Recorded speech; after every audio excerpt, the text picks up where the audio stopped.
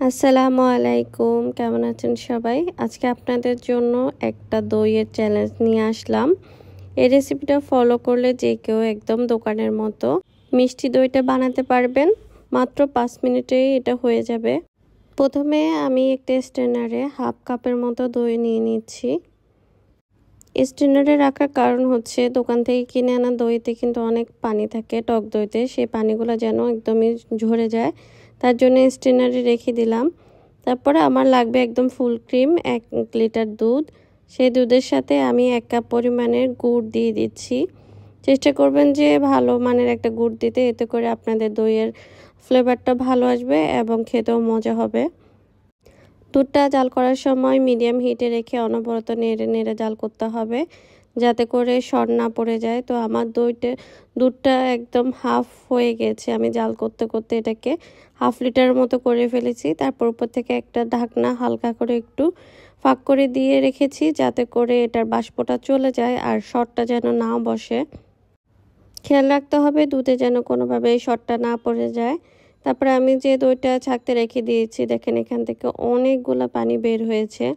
দোকানের কেনা দইগুলো, টক দইগুলোতে কিন্তু প্রচুর পরিমাণে পানি বের হয়, সেটা আমরা আসলে সবাই জানি। আপনারা এটা চাইলে নিজেদের ঘরে যদি দইয়ের বীজ থাকে সেটাও দিয়েও করতে পারেন।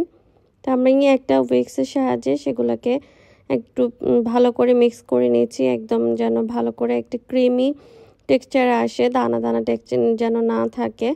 এটাকে ভালো করে ক্রিমের মতো একটু ফেটিয়ে নেবেন। আমি যেভাবে দেখাচ্ছি প্রত্যেকটা স্টেপ যদি এভাবে ফলো করেন, তাহলে আপনারা বাসায় মাত্র 5 মিনিটেই দইটা বসাতে পারবেন আর আপনারা রেজাল্টটাও দেখতে পারবেন নিজেরা। তো দেখুন আমার দইটা ফেটানো হয়ে গেছে, এটা একদম ক্রিমি একটা টেক্সচারে চলে এসেছে।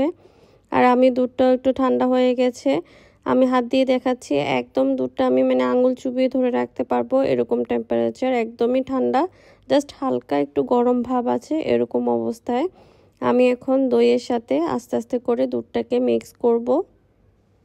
প্রথমে আমি হাফ গ্লাস দুধ দিয়ে দিলাম, তারপরে সেটাকে একটু মিক্স করে তারপরে বাকি হাফ গ্লাস দিয়ে দিলাম।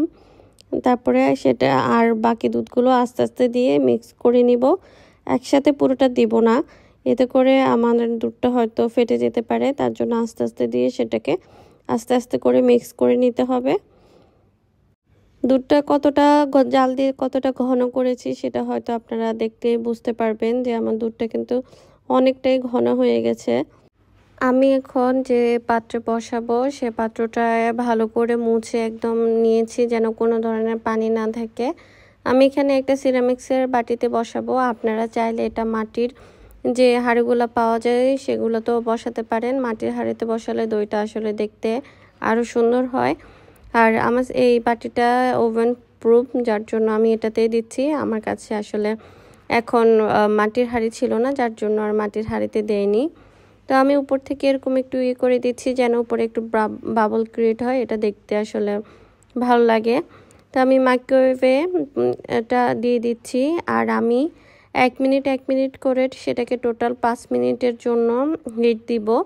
একসাথে 5 মিনিট দিতে যাবেন না, আপনাদের ওভেনের টেম্পারেচার, তারপরে আপনাদের বাটির এর ধরন অনুযায়ী কিন্তু আপনাদের কম বেশি লাগতে পারে। তার জন্য 1 মিনিট করে দিবেন, এতে করে আপনারা 1 মিনিট পর পর এটা একটু দেখে নেবেন, তাহলে বুঝবেন যে আপনাদের এটা কতক্ষণ লাগবে।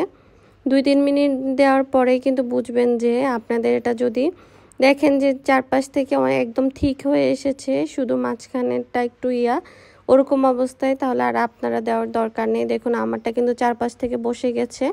তো আমি এটাকে এখন ঠান্ডা হতে দিব প্রায় 2-3 ঘন্টার মতো নর্মাল টেম্পারেচারে এনে, তারপর আমি এটাকে ফ্রিজে রেখেছিলাম 1 ঘন্টার মতো।